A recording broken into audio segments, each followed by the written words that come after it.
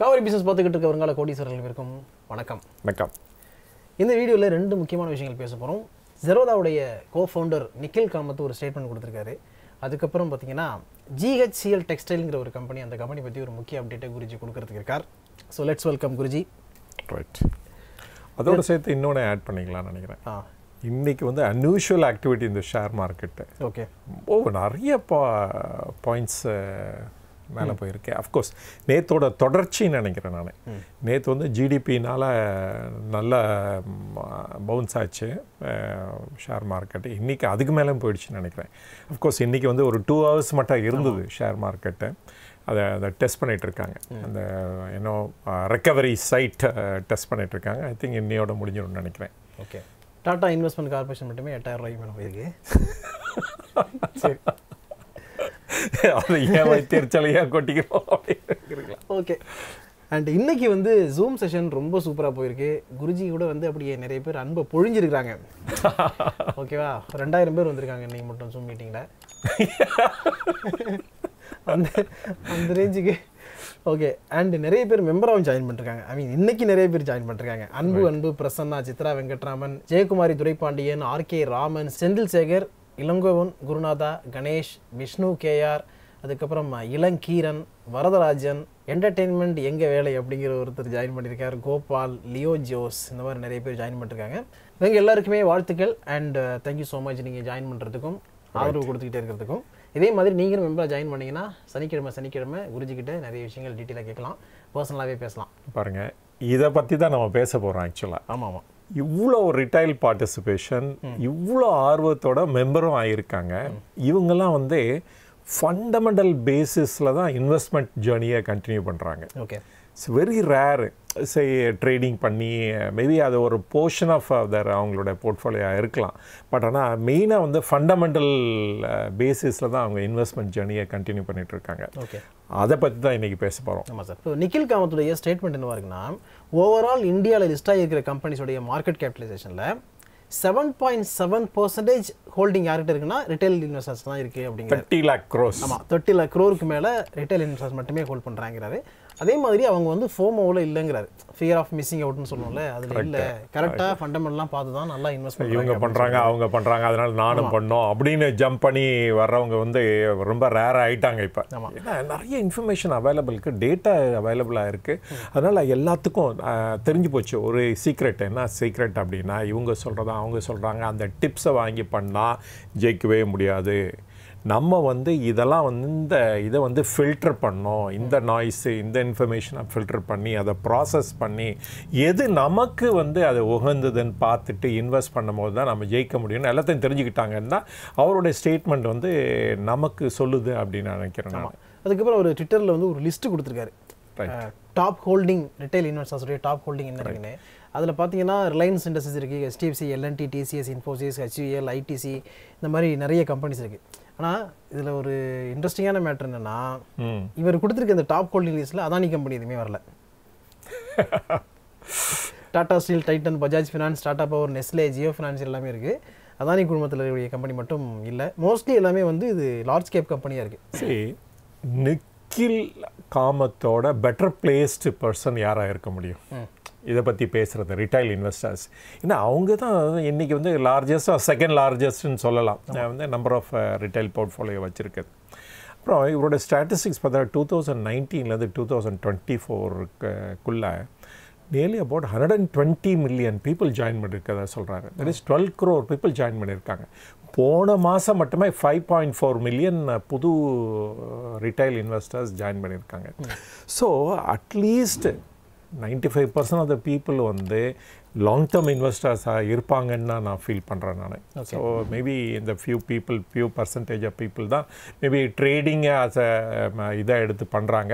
But வந்து சில பேர் வந்து ஒரு க்யூரியாசிட்டிக்காக பண்ணலாம்.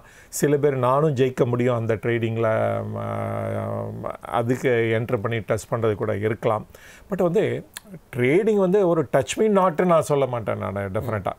ஸோ அதுக்கு ஃபுல்லாக டைம் டிவோட் பண்ணது ரெடியாக இருந்து அந்த ரிஸ்க் எடுக்கிற அப்பிடைட்டுக்கு இருந்து அதில் வந்து எந்த படம் வரலைன்னா கூட பரவாயில்லை அப்படின்னு இருக்கிறவங்க டெஃபினட்டாக அதுவும் பண்ணி பார்க்கலாம். ஆனால் அது லாங் டேர்ம் தான், அதுவும் வந்து ரொம்ப நாள் கழித்து தான் நீங்கள் சொல்ல முடியும். ஆனால் ஒரே டைமில் எல்லாத்தையும் லூஸ் பண்ணுறதுக்கு கிரேட் சான்சஸ் இருக்குது. ஓகே. அப்புறம் இன்னொரு நியூஸ் நேற்று படித்தேன். அது என்னென்னா எஃப்ஐஸோட இன்வெஸ்ட்மெண்ட் வந்து ஜனவரி மாதம் நிறைய வெளில போச்சு. 25,000 crore கிட்ட எடுத்துகிட்டு வெளில போனாங்க. பட் இதில் பிப்ரவரியில் வந்து திரும்பி வந்திருக்காங்க. 1,500 கோடிக்கு மேலே இன்வெஸ்ட் பண்ணுறாங்க அப்படிங்கிறது. ப்ளஸ் இன்னொரு விஷயம் என்னென்னா இப்போ மார்ச் ஸ்டார்ட் ஆகும்பொழுது இந்த ஜிடிபி டேட்டா வந்தது வந்து ஒரு பாசிட்டிவ் ட்ரெண்டாக திரும்பி இருக்குது. அதனால நிறைய பேர் வந்து உள்ளே வர ஆரம்பிச்சிருக்காங்க. யூட்டிலிட்டி செக்டர்லாம் நல்லா பண்ணணும் நம்ம நிறைய இடத்துல சொல்லிகிட்டே இருக்கோம். நீங்கள் சொல்லிகிட்டே இருக்கிறீங்க. இதே மாதிரி தான், அதே சிமிலரான நியூஸ் தான் வந்து நான் படித்தேன். அதை பற்றி கொஞ்சம் சொல்லுங்களேன். இப்போது இந்த ட்ரெண்ட் எப்படி கண்டினியூ ஆகும்னு நினைக்கிறீங்க இந்த மார்ச் மாதத்தில் இல்லை ஏப்ரல் மாதத்தில்? சரி, ரிட்டைல் இன்வெஸ்டர்ஸ் நிறைய பார்ட்டிசிபேட் பண்ணுறதுனால ஈவன் டொமஸ்டிக் இன்வெஸ்டர்ஸும் அவங்கள அங்கே தான் இவங்களோட இன்வெஸ்ட்மெண்ட் நிறைய போயிட்டுருக்கும். ஸோ அவங்க பார்ட்டிசிபேஷன் நிறைய இருக்கும். எஃப்ஐஐஸ் வெளியே போனால் கூட இவங்க வந்து உள்ளே வந்து மார்க்கெட்டை வந்து ஹோல்ட் பண்ணிகிட்டே இருப்பாங்க. இன்ஃபேக்ட் இப்போ ரீசன்ட் ஸ்டாட்டிஸ்டிக்ஸ் பார்த்தீங்கன்னா தென் எஃப்ஐஐஸோட ஹோல்டிங் வந்து 19% 17% ஆகிடுது. அதே இது டொமஸ்டிக் இன்ஸ்டிடியூஷனல் இன்வெஸ்டர்ஸோட இன்வெஸ்ட்மெண்ட் வந்து இன்க்ரீஸ் ஆகிட்டே போயிட்டுருக்கு. அதாவது நம்ம ஏற்கனவே ஒரு வீடியோ கூட போட்டோம். அதில் வந்து சூனார் ஆர் லேட்டர் வந்து டொமஸ்டிக் இன்வெஸ்டர்ஸ் வந்து பீட் பண்ணிவிடுவாங்க எஃப்ஐஐஸ் ஹோல்டிங்கை அப்படின்னு சொல்லி கூட அந்த வீடியோ போட்டோம் நம்ம. ஸோ அது நடக்கிறதுக்கு சான்சஸ் இருக்குது. இந்த வருஷத்தில் அது நடந்தாலும் நடக்கும் அப்படின்னு தான் நான் ஃபீல் பண்ணுறேன். எப்பொழுதுமே நமக்கு டொமஸ்டிக் இன்வெஸ்டாரோட ஸ்ட்ரென்த்து தான் ஜாஸ்தி இருக்கணும் தேன் வந்து ஃபாரின் இன்வெஸ்டர்ஸோட. அப்போ தான் வந்து அந்த கண்ட்ரி வந்து ரியல் க்ரோத்தை அச்சீவ் பண்ண முடியும். ஏன்னா நம்ம வந்து நிறைய தப்பு பண்ணிகிட்ருக்கோன்னு வச்சுக்கோங்களேன். ஃபார் எக்ஸாம்பிள் இப்போ மிட் ஸ்டாக்கும் மிட் கேப்பும் ஸ்மால் கேப்பும் வந்து ஹியூஜாக ரைஸ் ஆகிட்டுருக்கு கம்பேர்ட் டு இந்த லார்ஜ் கேப்போட. உடனே செபி வந்து ஒரு ஆக்ஷன் எடுக்க முடியுது அண்டு ஒரு டைரக்ஷன் கொடுத்து ஆம்ஃபி கிட்ட சொல்லி ரெகுலேட் பண்ணுங்கள், காஷன் பண்ணுங்கள், ஏஎம்சி வந்து ரிப்போர்ட் சப்மிட் பண்ண சொல்லுங்கள் அப்படின்னு சொல்லி டைரக்ஷன் கொடுக்க முடியுது. நம்மளால் ஈஸியாக கண்ட்ரோலும் பண்ண முடியும். இப்போ ஃபாரின் இன்ஸ்டிடியூஷனல் இன்வெஸ்டர்ஸ் மட்டுமே டாமினேட் பண்ணிட்டு இருந்தாங்கன்னா நமக்கு வந்து அந்த மாதிரி அவ்வளோ ஈஸியாக வந்து அவங்க வந்து ஷேர் மார்க்கெட்டில் அன்னெசரியாக வாங்கிட்டு இருக்க மாட்டாங்க. எந்த ஸ்டாக் வந்து வேணுமோ, எது வந்து ஒரு நல்ல ரிட்டர்ன் கொடுக்க முடியுமோ அது மட்டும் தான் அவங்க வாங்க போகிறாங்க. பட் வந்து புதுசாக என்டர் பண்ணுறவங்க இல்லாட்ட ரிட்டைல் இன்வெஸ்டர்ஸ் வந்து அந்த ஃப்ரெண்ட்ஸியில் கூட போய் வாங்கலாம், நிறைய ஸ்டாக்ஸை வாங்கலாம். ஸோ அதனால் வந்து நமக்கு வந்து நம்மளுடைய க்ரௌடை கண்ட்ரோல் பண்ணுறதுக்கு ஒரு ஆர்ம் இருக்குது ஷுவராக. அவங்க வந்து நல்லா எஜுகேட்டடாக இருந்தாங்கன்னா இன்னும் பெட்டராக இருக்கும். அதுதான் வந்து நம்ம ஷேர் மார்க்கெட்டுக்கு நல்ல ஃபவுண்டேஷனை லே பண்ணும். ஸோ நம்ம வந்து கரெக்ட் டைரெக்ஷனில் தான் மூவ் பண்ணிகிட்ருக்கோம். நான் இதுலேருந்து எடுத்துப்பேன் நான் ஆக்சுவலாக.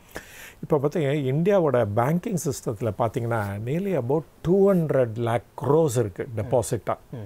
Savings, current account, term deposits இதெல்லாம் பார்த்தீங்கன்னா 200 lakh crores இருக்குது.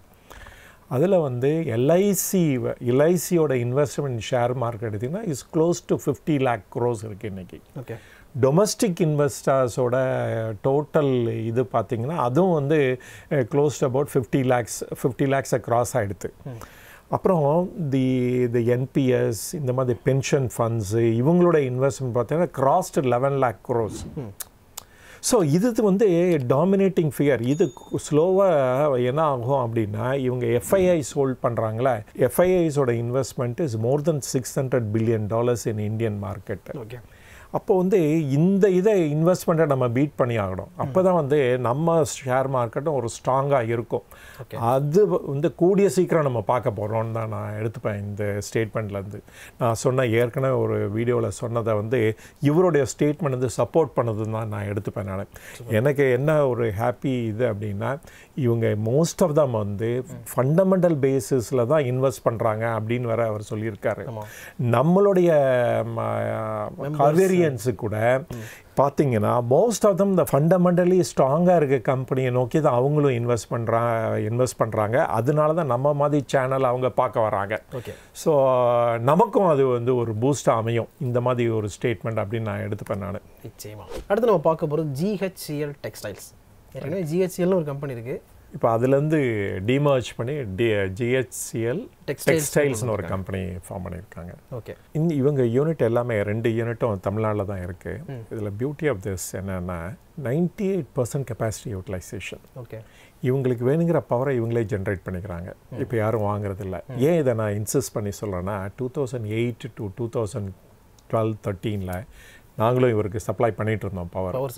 இப்போ வந்து அவங்களே செல்ஃப் சஃபிஷியன்ட் ஆகிட்டாங்க. அவங்க ரிக்குவயர்மெண்ட் அத்தனையுமே அவங்களே மீட் பண்ணிக்கிறாங்க. அண்டு இவங்களோட பர்ஃபார்மன்ஸில் வந்து தி பெஸ்ட் என்னென்னா 98% capacity utilisation.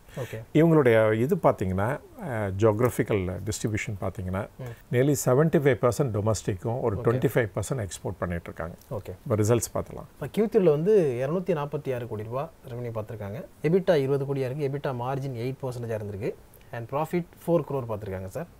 Net profit margin வந்து 2% இருக்குது. இவங்களுடைய ப்ராடக்ட் போர்ட்ஃபோலியோக்குள்ள ஓப்பன் எண்ட் யான், ரிங் ஸ்பர்ன், காட்டன் யான், TFO டபுள் யான், சிந்தட்டிக் பிளண்டட் யான், செல்லுலோசிக் அண்ட் பிளண்டட் யான் இருக்குது. அதுக்கப்புறம் ஓர்டெக்ஸ் யான் இருக்குது. ரைட். உங்களுடைய கிளைண்ட் பேஸ்னு பார்த்தீங்கன்னா ரேமண்ட் இருக்காங்க, ஷாஹி, அரவிந்த், நோர்பன், கெட்ஸ்னர், ஹேலேஸ், வெல்ஸ்பன் டவல், இண்டோ கவுண்ட் வேன்யூஸ் அவங்க கூட இது பண்ணுறாங்க. அந்த ஹோம் டெக்ஸ்டைல்ஸும் ராம்ராஜ் காட்டனும் உங்களுடைய கிளைண்ட்டாக இருக்கிறாங்க. ராம்ராஜ் காட்டன் இவங்ககிட்ட தான் பஞ்சு வாங்கி வேட்டி தயாரிக்கிறாங்க. அப்போ ஓகே. இல்லை அவங்க வந்து மோர் ஃபார் த இது தானே, அவுட் சோர்சிங் தானே.